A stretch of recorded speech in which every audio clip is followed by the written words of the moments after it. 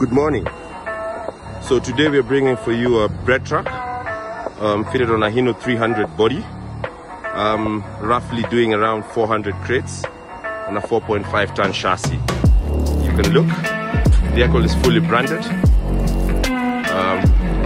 windbreaker on check, branded also,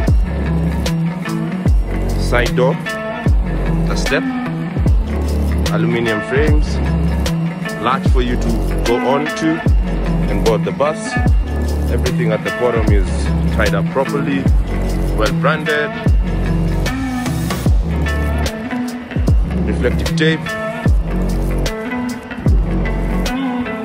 locks, rear door stepper, stops her, and you can see.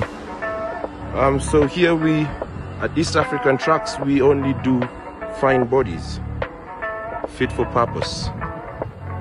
Thank you for staying tuned.